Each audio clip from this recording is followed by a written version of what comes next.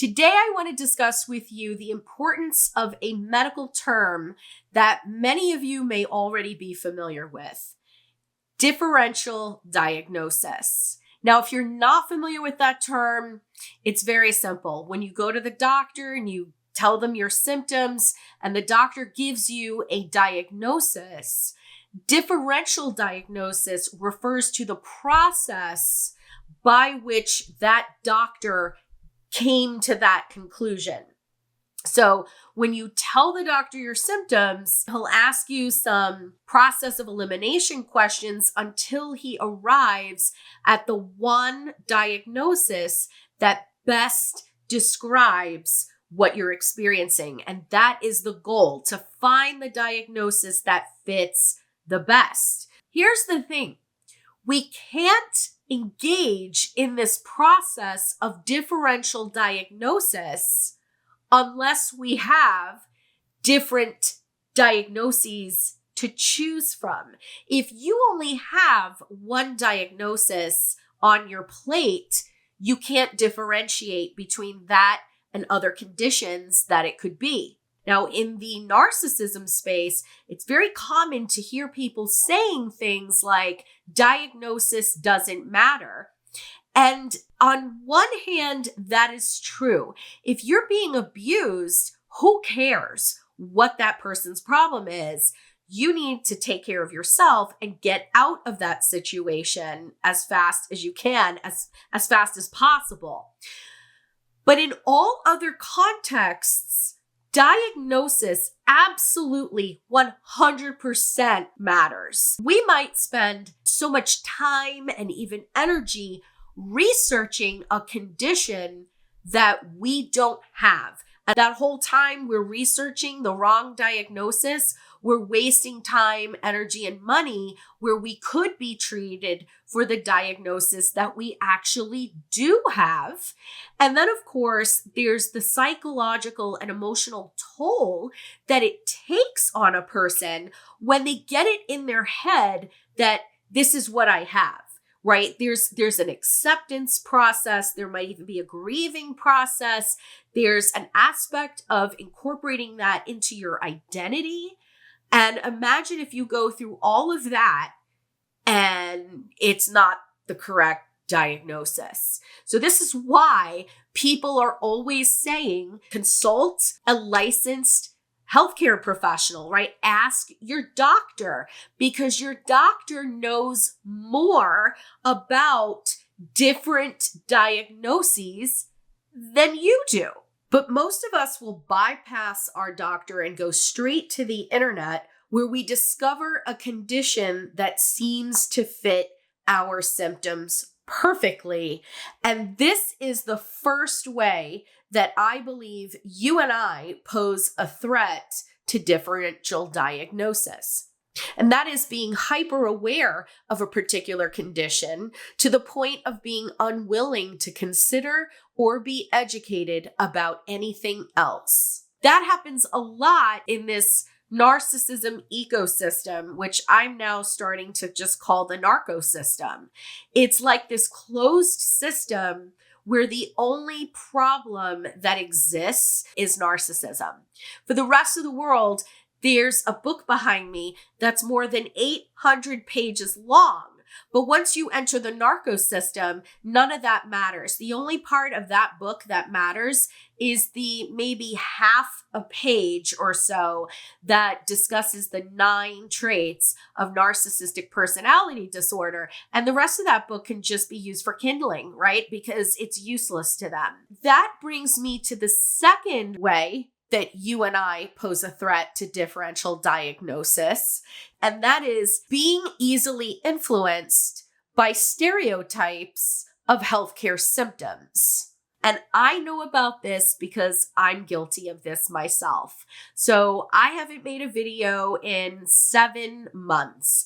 And honestly, it's been 2 years.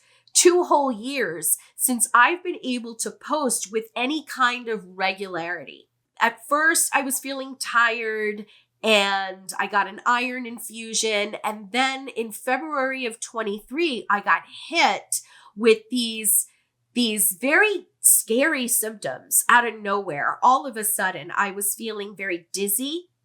I was having a lot of difficulty organizing my thoughts to the point where I couldn't make videos because I couldn't organize what I wanted to say. I understood, I knew what I wanted to talk about, but I wasn't able to put it together and just say it. And people would say, well, why don't you just make an outline? And I'm going, no, you don't understand. That's my normal process. I'm telling you, I can't make an outline anymore. And this is freaking me out. I was stopping in the middle of sentences. It was like I had this extreme short-term memory, and I would be talking like I am now, and I would suddenly stop and totally forget what I was saying right that moment. Other times I was unable to think of a word, or I would use the wrong word in place of a word that I really meant to use. And then finally, there were times where I thought I was speaking in complete sentences, but I either omitted words or jumbled up the sentence. And the scariest part of all was I didn't know I was doing this. I didn't hear any of these errors until I sat down one day to make a video. And then when I went to edit that footage, I was horrified watching it back and seeing myself make all these errors. I immediately assumed that this could be early onset dementia. And let me tell you, it did not help that same month, the family of Bruce Willis came out in the news and announced that Bruce was officially diagnosed with frontotemporal dementia. So, of course, this is confirmation bias now, because all the symptoms that they talked about in the news were the exact same symptoms that I was experiencing. And so I went down this rabbit hole of research, and I compared like obstructive sleep apnea to dementia, because I had been diagnosed with the sleep apnea, and I made a video about that. So that was a true diagnosis, and I was being treated for that, but the CPAP was helping with the tiredness.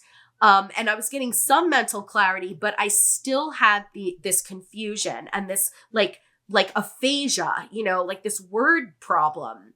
And then I started comparing notes, and it was like, okay, I had a car accident in 2018. I injured the left side of my head. So that's where language is housed. I wonder if Bruce Willis ever had a head injury, and wouldn't you know it? Yes, he did. So now I'm really feeling like, okay, this is dementia.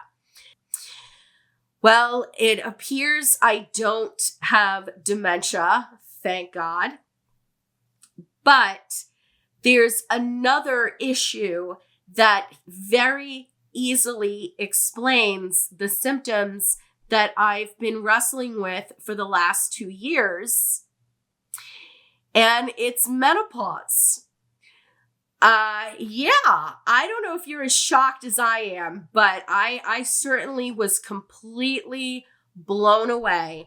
I had no idea that menopause could cause those kinds of cognitive issues. And now I am several months post-menopausal. I feel completely different now that perimenopause period is over. But I have to ask myself, why? Why did I not know this? And it's because of stereotypes, not just stereotypes of dementia, but also stereotypes of menopause. And where did I get those stereotypes from? Advertisers, marketing. I can remember being in my 20s and there was a commercial on TV, and the first 3 lines in the commercial were hot flashes, night sweats, mood swings. And there were these images of these women like fanning themselves and sticking their heads in the freezer. And I didn't realize it, but I was being programmed by advertisers.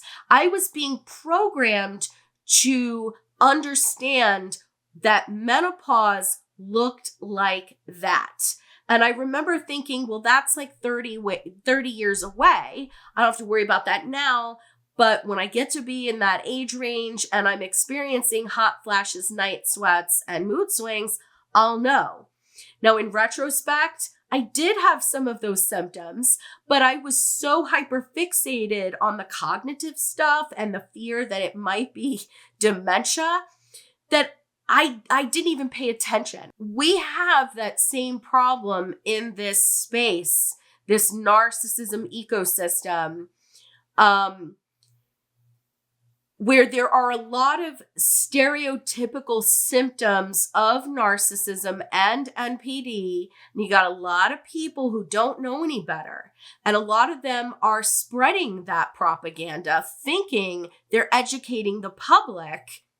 But in many cases, they're just misinforming them and they're scaring those people. You don't want to keep going online and constantly Bruce Willising yourself like I did, because if we've resigned ourselves to just this one pet option that has, captured our attention and is the apple of our eye, it's like we're so blinded to other possibilities, and those other possibilities could potentially end our suffering so much faster. I encourage everybody out there to get a basic understanding of other mental health conditions so that you can perform a basic differential diagnosis, not like a doctor, of course, but just so that you don't put yourself through a hellish experience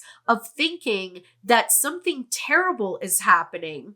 Or if that is happening, if that worst nightmare diagnosis is happening, that you don't fall prey to the propaganda that says that your life is over and this is it. You have this terrible, terrible diagnosis. Every diagnosis can be managed with dignity and care. So I guess that's all I want to say. I'm glad to be back, and I hope to see you again real soon. I'm Jen Guerriero. This is Poisonous People. Thanks for watching.